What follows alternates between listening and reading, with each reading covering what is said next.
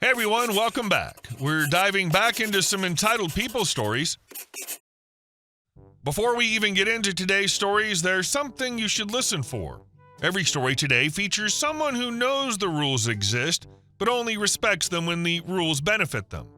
The moment those same rules apply equally, they panic, argue, or escalate. This isn't about bad days or misunderstandings, it's about entitlement disguised as confidence. Now let's look at how that plays out in three very different situations. Here we go. Tired of being tipped coins and overworked, my coworkers and I started following our union contract to the letter. This has been unfolding over the past few months at the casino where I work, and the longer it goes on, the more it feels like a case study in how bureaucracy, entitlement, and laziness can collide into something truly absurd. For context, this casino is in Canada, and for reasons that still make me laugh when I say them out loud, we are technically government employees. Yes, I'm a bartender in a restaurant inside a casino, and I'm a unionized government worker. The place runs under a collective bargaining agreement, and while that gives us solid benefits, it also creates a very specific kind of workplace culture where people hide behind rules when it suits them and ignore responsibilities when it doesn't. There are only 3 full-time bartenders, including me. I've been bartending and managing bars on and off for decades, and I can say without exaggeration that this is the least money I've ever made in the service industry. The upside is the pension and benefits, which are genuinely excellent, and for where I'm at in life, that stability matters. The downside is everything else. We bust our butts from open to close nonstop while watching servers on the floor casually count hundreds of dollars at the end of their shifts. The servers are required to tip out 2% of drink sales only, not total sales, just drinks. In practice, that often means literal pocket change for us. I'm not exaggerating when I say I've had servers toss coins onto the bar and say things like, "Oh, it was only 50 cents, but I rounded up to $1 for you since you earned it." That kind of comment happens more often than I ever thought possible. It's not just insulting, it's exhausting. The real kicker is that the collective agreement strictly forbids bartenders from serving tables. We're not allowed to step onto the floor to take orders, deliver food, or interact with guests outside the bar area. The servers, however, love reminding us of that rule whenever it benefits them.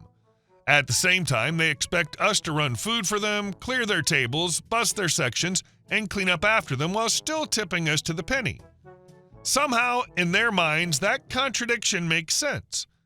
Management's a whole separate disaster. Servers regularly abandon their tables to go smoke, scroll through their phones, or hang out in the back. When that happens, guests still need drinks. So guess who ends up covering the floor from behind the bar? Us. We're contractually guaranteed 2 15-minute breaks and 1 30-minute break per shift. In reality, we almost never get them. Management shrugs and says the servers have the floor, and if we don't like it, we're welcome to file a grievance with the union. They also refuse to hire additional bartenders, citing budgetary constraints. Meanwhile, we run out of glassware, basic spirits, garnishes, and sometimes even vodka. I wish that last one was a joke. Management bonuses are tied to partial profit and loss metrics, so the less they spend while keeping profits steady, the more they personally make. The result is a bar that's constantly understocked and understaffed, run by supervisors who spend more time chatting with friends than actually supervising. The key to your strategy was spotting the weapon they gave you. Servers and management constantly threw the rulebook at you to stop you from doing certain things, taking tables. You realized they were ignoring the same rulebook when it came to things they wanted you to do, breaks, serving them from behind the bar. Their cherry-picking created the exact blueprint for your reset. They built the cage, you just locked the door.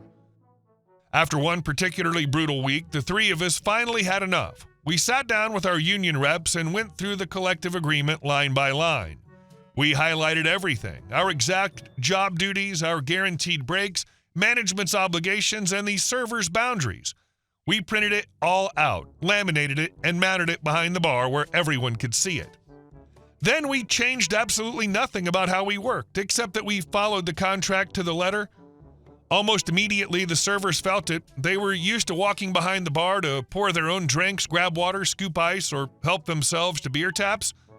The first time one of them stepped behind the bar after our reset, I smiled and said, "Sorry, you can't be back here. That's in the agreement." The reaction was instant disbelief. "What do you mean I can't pour a Coke?" I pointed at the laminated sheet and said, "Same reason I can't take your tables. We'll get to it as soon as we can." They had to wait for everything: beer, water, pop, ice, no exceptions. And because we weren't allowed to rush off the bar to cover their sections anymore, they actually had to stay on the floor. Then came the breaks. Every single shift, on schedule, the three of us took our 2:15s and our 30-minute break. During those breaks, drink service stopped completely. No bartenders meant no drinks. And here's where it got beautiful. Management had no choice but to come down and cover the bar. They had to make drinks, restock, polish glassware, and follow our house specifications for every cocktail. Watching them panic over which glass goes with which drink while we sat in the break room reading or scrolling our phones was deeply satisfying. We made sure the bar was due for stocking before every break, just to stay within policy. Nothing malicious, just precise. It didn't take long for the ripple effects to show. Servers started staying at their tables. Suddenly, there was less time for smoke breaks and phone scrolling. Guests stopped waiting 20 minutes just to pay their bill because their server had disappeared. And wouldn't you know it, within a few weeks, 2 new bartenders magically appeared on the training schedule, with 2 more apparently in the hiring pipeline.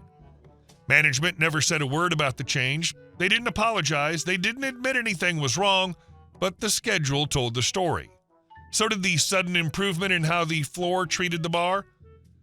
I'm not an us versus them person. I've served, I know how hard floor work can be, but this venue had cultivated a culture where bartenders were expected to do everything while being treated like an inconvenience.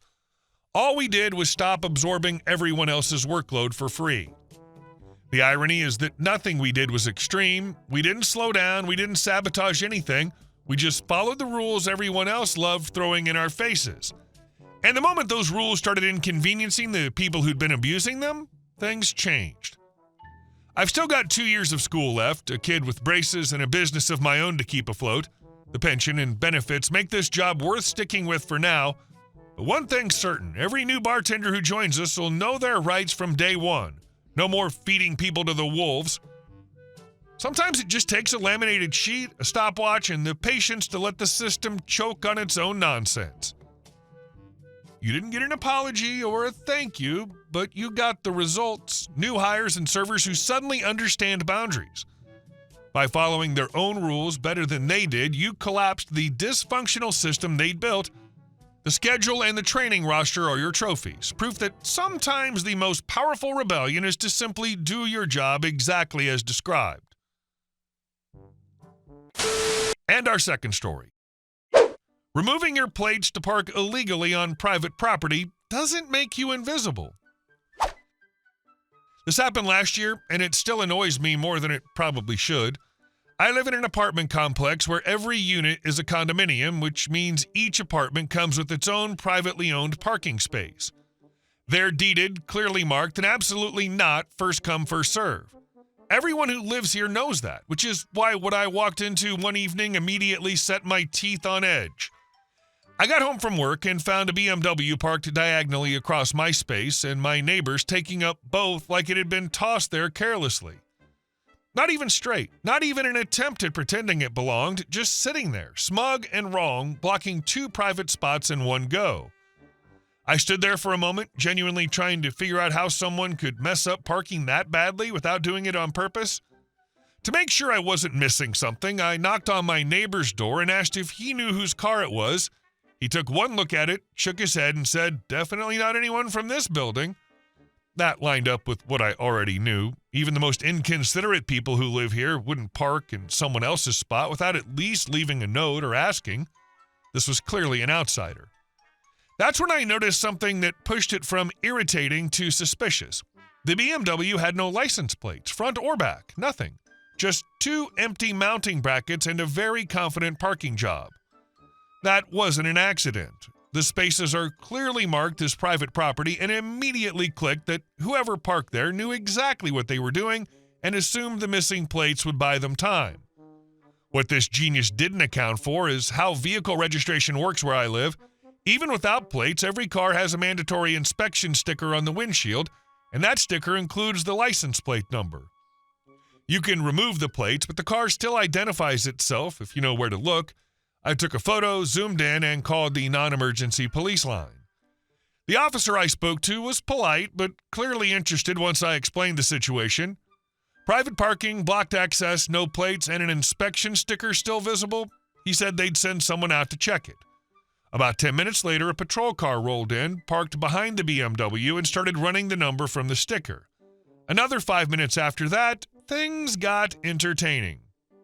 The driver's clever plan had a fatal flaw: his arrogance. He thought no plates meant no consequences, so he didn't even bother parking properly. That diagonal two-spot takeover was pure contempt. But in his smugness, he forgot that cars have more than one identifying marker. He was so focused on hiding one thing, he left the evidence in plain sight on the windshield. A guy came jogging into the lot from across the street, keys in hand, looking panicked and annoyed at the same time. He immediately launched into excuses before anyone even spoke to him. "I was only gone for a few minutes," he said, gesturing vaguely. "I didn't think it would be a problem." The officer cut him off and asked why his plates were removed. The guy hesitated just long enough to give himself away. The explanation went downhill from there. He tried claiming the plates had been stolen, then admitted he'd taken them off himself, just in case. The officer didn't even bother arguing. He calmly explained that parking on private property without permission was already a violation, and removing the plates made it worse, not better. The ticket printer came out, and the mood shifted instantly. The fine came to €450. The guy went from confident to furious in about 3 seconds, arguing that the punishment was excessive and that no one even lives here during the day anyway. The officer handed him the ticket and suggested he rethink parking strategies that rely on being anonymous. The BMW was moved very carefully this time, plates reattached, and driven away without another word. My neighbor and I watched the whole thing from the sidewalk, equal parts amused and satisfied. 2 parking spaces cleared, 1 expensive lesson delivered, and a reminder that removing license plates doesn't magically make rules stop applying. I parked in my spot, locked my car, and enjoyed the rare feeling of someone else's entitlement costing them real money instead of just my patience. His decision to remove the plates wasn't just a minor detail. It was the upgrade that turned a simple parking violation into a serious infraction. It proved intent. It showed he wasn't just ignorant of the rules, he was actively trying to evade them. That one move transformed the situation from a mistake to a premeditated act, which is why the fine was so satisfyingly high. And our last story. Karen said our backyard was a community pathway. We bought our house 4 years ago, and at the time it felt like a steal. Quiet street, decent-sized lot, big windows that let in tons of light, and a backyard that backed up toward a bus stop a couple of blocks away. The previous owner owned multiple properties and was almost never there, which explained why the place felt a little neglected, but also why no one seemed especially curious about us when we moved in. We figured we'd slowly settle in, fix things up, and get to know the neighbors over time. What we didn't realize, and what no one bothered to mention during the purchase, was that the neighborhood had collectively decided our backyard was a public shortcut. It started small. One morning I noticed someone walking past the kitchen window while I was making coffee. I assumed they were lost or maybe cutting across once. Then it happened again and again. By the end of the first week, it became obvious this wasn't accidental. People were walking straight through our backyard like it was a sidewalk, heading to and from the bus stop from early morning until late at night. I'm talking 6 in the morning all the way until 11 at night, sometimes later on weekends. On an average day, easily 20 people crossed our yard. Some were commuters, some were kids, some were random strangers I'd never seen before. The local teenagers figured out it was a perfect hangout spot and started using it as a place to smoke, drink, and loiter. We'd come home to empty bottles, cigarette butts, and the occasional broken can. Meanwhile, they were walking directly past large windows that looked straight into our living room and kitchen. At first, we tried to be understanding. We didn't want to be those neighbors. We told ourselves maybe people didn't realize someone lived there now. Maybe they'd stop once they noticed activity. They didn't. If anything, they seemed annoyed when we were outside, like we were inconveniencing them by existing on our own property. Eventually, we started politely saying something. Hey, this is private property. Sorry, you can't walk through here anymore. Most people ignored us. A few rolled their eyes. One guy actually said, everyone's always walked this way. Like that somehow overrode the fact that we owned the land and paid taxes on it. That phrase became a recurring theme. The breaking point came when we realized we no longer felt comfortable relaxing in our own home. We stopped opening the blinds. We avoided sitting in the backyard. We timed when we went outside based on when the foot traffic slowed down. That's when it clicked that this wasn't just annoying, it was affecting how we lived. So we decided to put up a fence. You gave people the chance to respect your property after being told it was private. Their response, ignoring you, rolling their eyes, acting annoyed, was the data you needed. It proved they didn't respect you or your ownership, which meant you needed a solution that didn't require their cooperation. Nothing outrageous, just a normal fence that clearly marked the boundary and gave us back our privacy. We pulled permits, hired contractors, and let immediate neighbors know it was happening. Most people were unhappy, but kept it passive. Complaints about how inconvenient it was now and how the old owner never cared. We smiled, nodded, and kept going. Then there was Karen.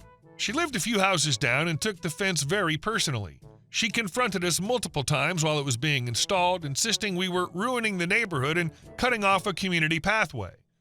She told us we were selfish, inconsiderate, and making life harder for working people who needed quick access to the bus stop.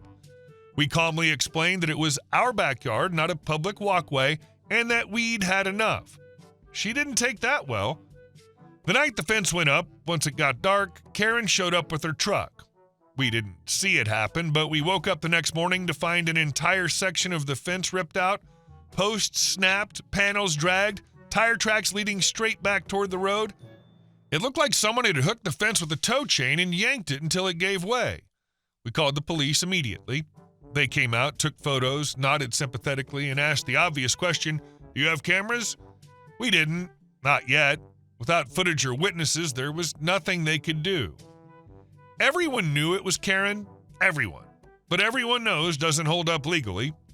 I was furious, not just because the fence was destroyed, but because it confirmed something important. This wasn't about convenience, this was entitlement. That's when I called my brother. My brother's a builder, the kind who takes personal offense to people damaging other people's property. I told him what happened, and before I even finished the story, he said, "Say no more." That weekend he came out, took one look at the yard, and said, "If they think a fence is a suggestion, let's make it a statement." What we put up next wasn't a fence, it was a solid brick wall, permitted, surveyed, professionally done, tall enough to block sightlines, thick enough that no one was ripping it out with a pickup truck. The contractors joked that it looked like we were preparing for a medieval siege. I didn't care. I slept better the first night it was finished than I had in years. The reaction from the neighborhood was immediate and dramatic. People stood on the sidewalk staring. A few knocked to complain. One guy asked if we were allowed to do that. Karen lost her mind, screaming from across the street about how we'd ruined everything and how the old owner would never have allowed it. I smiled, waved, and went back inside. And here's the funny part. The foot traffic stopped. Completely. The teenagers vanished. No more trash. No more strangers peering into our windows. Our backyard finally felt like a backyard. Karen never faced consequences for destroying the original fence, which still annoys me if I dwell on it too long, but karma apparently had her own schedule. About a year later, Karen was arrested after getting into a drunken fight at a local mall. Police disturbance, resisting, the whole scene. The same people who once defended her suddenly pretended they barely knew her. As for us, we have privacy, peace, and a yard that belongs to us again. Sometimes I sit outside in the evening, drink in hand, staring at that brick wall, and think about how wild it is that some people truly believe access to someone else's property is a right. They took our backyard for granted. We took it back permanently. Each of these stories revolves around a simple truth. Entitlement collapses when met with clarity. Whether it's enforcing a union contract, citing a vehicle ID, or building a literal wall, the response wasn't about anger, it was about removing ambiguity. Once the gray area disappeared, so did the power of those who depended on it. Thank you all for watching the video. I'll see you in the next one.